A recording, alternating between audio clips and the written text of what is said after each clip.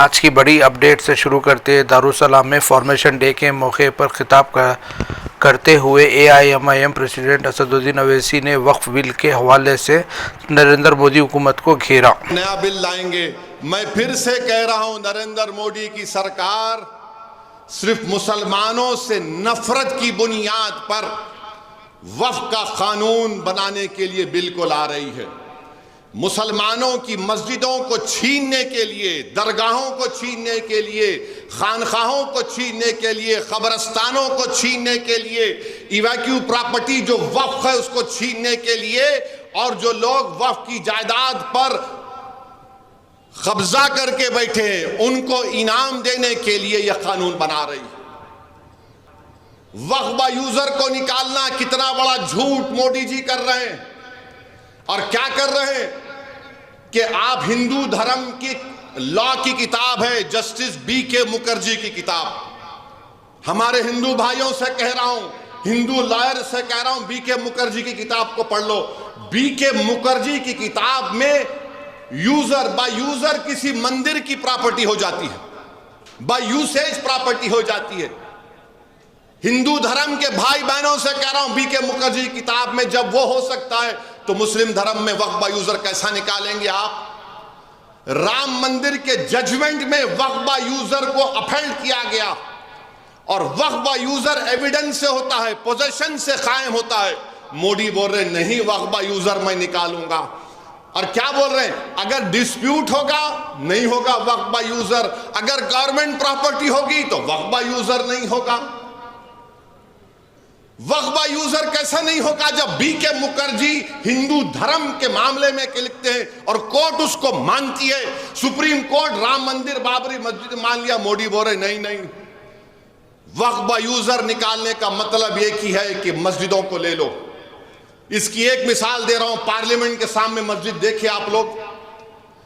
Parliament के सामने मस्जिद जो है, दिल्ली की हुकूमत बोलती वो हमारी प्रॉपर्टी है, वक्फ बोलता वो हमारी प्रॉपर्टी है।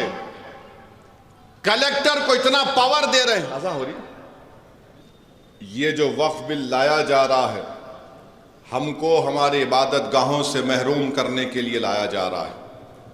और उलमाए किराम ने हमको बताया कि वक्फ एक किस्म से इबादत है, उस इबादत से मुसलमानों को महरूम करने के लिए लाया जा रहा है। मेरे अजीज दोस्तों और बुजुर्गों, वक्फ बाय यूजर ये है। और दूसरा, कलेक्टर को इतना पावर दे देंगे, कलेक्टर ये डिसाइड करेगा, फैसला करेगा कि वक्फ प्रॉपर्टी है नहीं। कि अपने वोट की अहमियत को समझिए।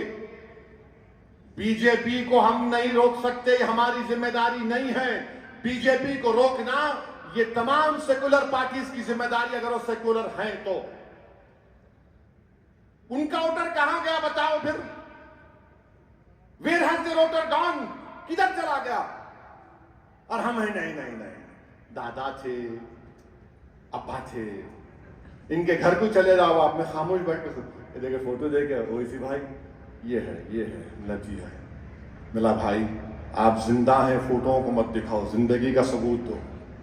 नाराज हुआ थे, अगर साहब बोल रहे, मतलब बिल्कुल सही बोल रहा हूं आपसे। भारत की जमहूरियत मजबूत होगी अगर आप अपने मुस्लिम दलित नुमाइंदों को कामयाब करेंगे, वरना हम सिर्फ वोटर बन के रह जाएंगे, सिटीजन विद राइट्स नहीं रहेंगे। याद रखो मेरी इस बात को। आपको सिटीजन विद राइट्स बनना है। ये मेडिकल कॉलेज, इंजीनियरिंग कॉलेज आपको मिलता था क्या? सोचो आप, हम 5,000 डॉक्टर बना 40 साल में, बोल रहे देते थे आपको। क्यों दिया आपको? क्योंकि आपके पास सियासी ताकत थी, आपके नुमाइंदे थे, आपने अपनी बात को मनवाया, पॉलिटिकल बार्गेनिंग की। और लाखों सलाम उस रब्बे करीम के हबीब मोहम्मद मुस्तफा सल्लल्लाहु अलैहि वसल्लम के सदक़े तुफैल में अल्लाह ने सालारे मिल्लत के और उनके तमाम उस वक्त के साथियों में इस बात को डाला कि हम वोट डालेंगे, भास्करों का साथ देंगे, मगर अपनी जात के लिए नहीं, कौम के मफाद में करेंगे। अगर 84 में सालार वो फैसला नहीं लेते इदारा साजी का, तो क्या रहता हमारे पास? बताओ आप, क्या रहता हमारे पास? एक फैसला सालार ने लिया 40 साल पहले मजलिस में, आज नस्लों को फायदा हो रहा है। वो काम मजलिस ने किया। मेरे अजीज दोस्तों, आज से बाद नमाज मगरिब शुरू होगा, रहमतों का महीना शुरू होगा, आपको उसकी पेशगी मुबारकबाद। और अल्लाह सुब्हानहू व तआला हम तमाम को तौफीक दे कि हम माह रहमत को सही तरीक़े से उसके आदाब को मलूज़ रख कर गुजारें, हम पूरे रोज़े रखें, पूरी नमाजें पढ़ें, ज़कात निकालें। ये इस्लाम के 5 पिल्लरों में से एक पिल्लर है, सुतून है रमज़ान। तो अगर आप रोज़ा रहेंगे और नमाज गोल तो फिर गलत। आप नमाज पढ़ रहे बराबर और रोज़ा नहीं रख रहे, वो भी गलत है।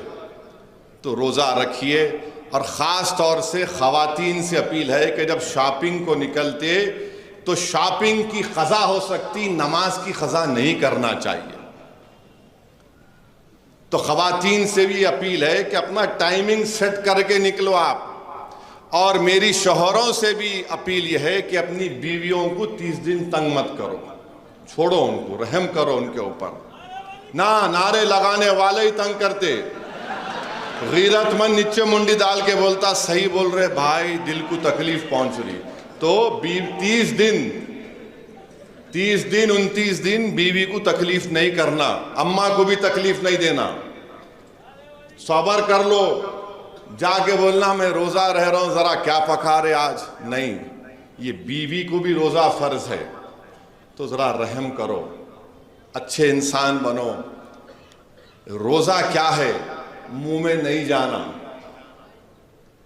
अब रोज़े के आदाब उलमा ये भी बताए, इससे मुंह से क्या गलत निकलना वो भी नहीं निकलना। अकबरुद्दीन ओवैसी साहब की एक तकरीर बड़ा सोशल मीडिया पे एक बहुत वायरल हुई, नहीं जब तक गोश्त जाके दाढ़ में अटकता नहीं, पेट में उसको सुकून नहीं मिलता। तो नहीं, अब क्या है, अपना मुंह में जाना, और जो मुंह से निकल